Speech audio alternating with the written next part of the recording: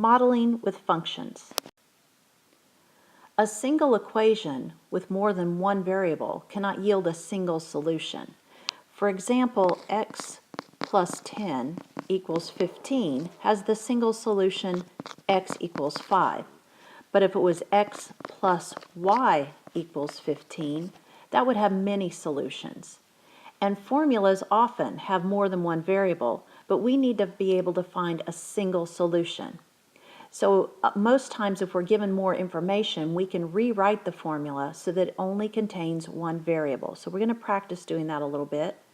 In the first example, we have a rectangular lot is 3 times as long as it is wide. Find a function that models its area A in terms of its width W.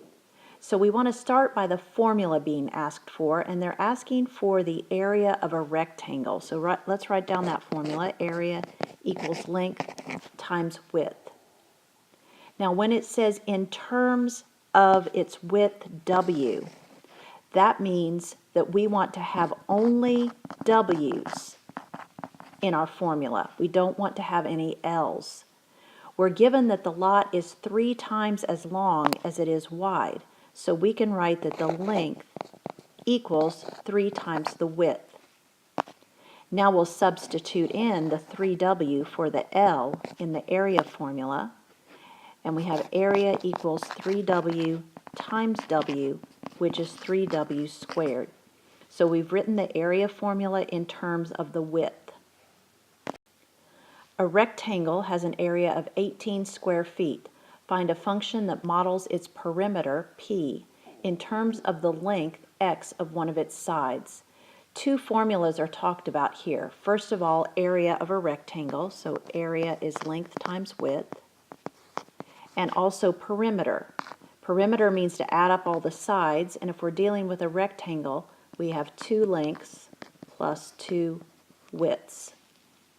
We're told to use x for one of its sides, so we'll just randomly choose to put an x instead of an L in our formulas. So A equals x, W, P equals 2x plus 2W. Since we know the area is 18, I can replace the A in the area formula with 18. 18 equals xW. We're supposed to write the perimeter in terms of x. So we want only x's on the right side of the formula. We can solve for W in the 18 equals xW. If I divide both sides by x, W equals 18 over x. So I can go to the perimeter formula and replace the W with 18 over x so that I have only x's in the perimeter formula. So now we've got perimeter equals 2x plus 2 times 18 over x, which is 2x plus 36 over x. So I've written the perimeter in terms of the length x. The next example, find a function, there's a little typo, find a function that models the surface area S of a cube in terms of its volume. Again, we have two formulas we're looking at. One is surface area of a cube. That formula is S equals 6x squared, and then volume of a cube, V equals x cubed. We're supposed to write the surface area in terms of volume. So we only want V on the right side of the surface area formula. I can get the x by itself in the volume formula if I cube root both sides. X is equal to the cube root of V. Now I can replace x in the surface area formula with something that has a V in it, which is what they asked us to do. So we've got surface area equals 6 times the cube root of V, and it's squared because the original x was squared. Now for these next problems to locate maximum and minimum values. The first example says find two positive numbers whose sum is 50 and the sum of whose squares is a minimum. So we've got two equations involved where x is one positive number and we'll have y be the other positive number. So the formula that said that the sum is 50, we'll write x plus y equals 50. And then the sum of the squares is a minimum. X squared plus y squared is a minimum. We need to be working with only one variable, so we'll write everything in terms of x. In other words, we'll get the y's by themselves. So if I get the y by itself on the top here, in the sum formula, moving the x over, we have y equals negative x plus 50. And so I can replace the y in the second formula with negative x plus 50. So it's going to be x squared plus negative x plus 50, or I'm going to switch that around and write 50 minus x, and then that's all squared. So that's the formula we're trying to find the minimum value for, and we can use our calculator to do that. So into the y equals, into your calculator, you're going to put our function x squared plus 50 minus x all squared. Now, this will not fit in the standard window.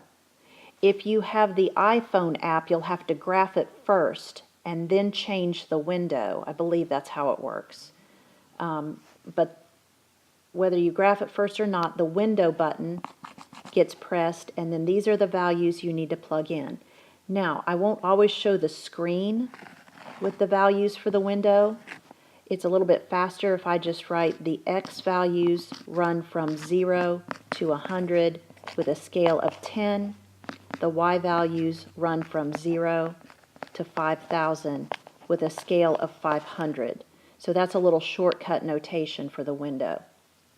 So plug in the window, push graph, and then you should have the graph that you see, the curve down like that. And we want to find the minimum, the lowest point on that graph.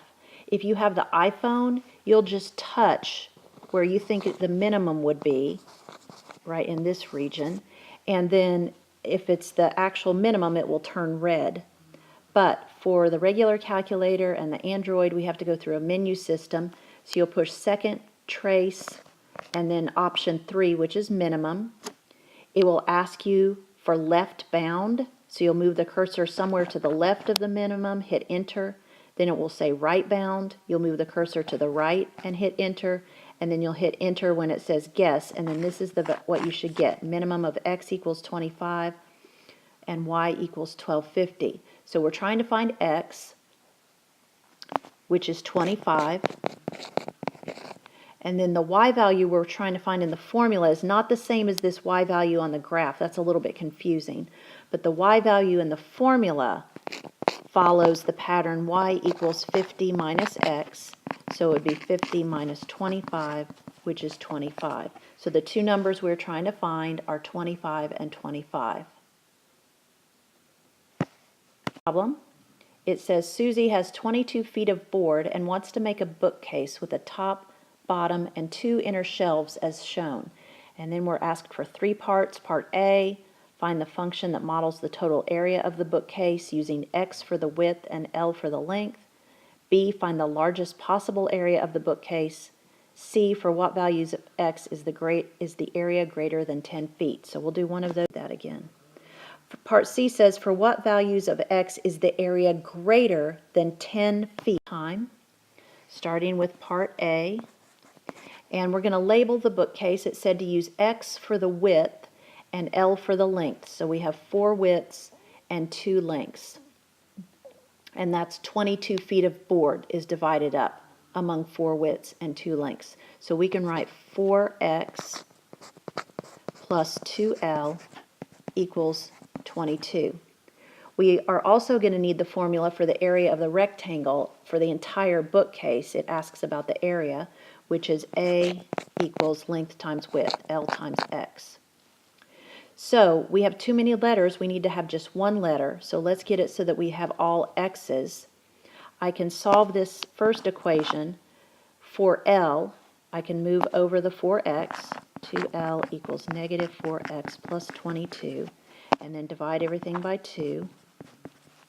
And we end up with the length is negative 2x plus 11. Or you can flip that around, 11 minus 2x. Now we can put all that back into the area formula for L so that we have only x's. Area equals 11 minus 2x times x. Since we're using the calculator, we really don't have to bother with multiplying that out or anything. So that's part A.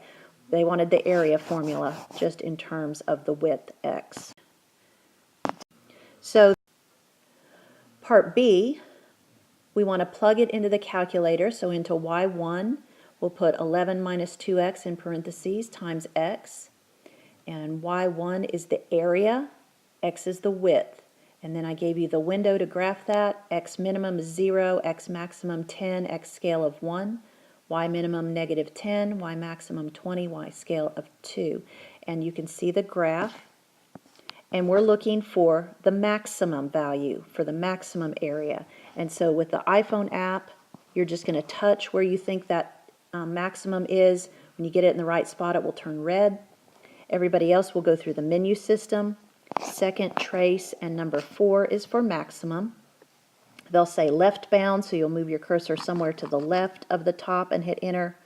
Right bound, move your cursor somewhere to the right and hit enter when it says guess. And so then you can see that the maximum value, the x is the width of the rectangle, the y is the actual maximum area.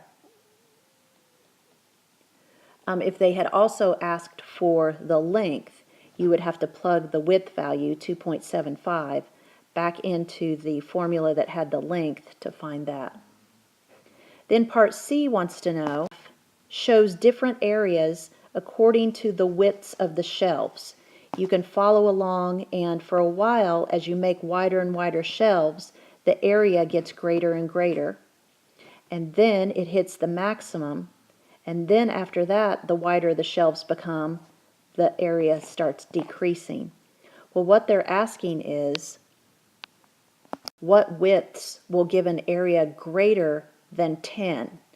So we're going to mark off 10 on our graph, go back into y equals, and into the y2, put a 10, and then regraph it. So you'll have your parabola again, but now there will be a horizontal line running through, and that's where the area is 10. So we're looking for the section above that line, starting with the first star I've drawn, stopping with the second star. And so we're finding where the horizontal line crosses the parabola. And again, on the iPhone, you're just going to touch those two areas and it will give it to you. It'll be red when you did it right. For the rest of us, we'll go to second, trace, and number 5 is intersect. And we'll have to do it twice. So the first time, you're going to move your cursor close to that first intersection and hit enter 3 times. And then you'll do it all over again. Second, trace, choose number 5. Move your cursor close to the second intersection and hit enter 3 times. And when you do that, for the first intersection, it gives us an x value of 1.15. When you do it again, the second star I have on the graph, the intersection is at x equals 4.35. So from the time x is 1.15 until it's 4.35, the area is above 10. And so we can write that as an interval with the start at 1.15, comma, the stop at 4.35. And we use parentheses because it just said greater than, not greater than or equal to. Be sure to look at the end of your notes for this section because there's some special calculator windows and some homework help for that thing. So look at the written notes as well.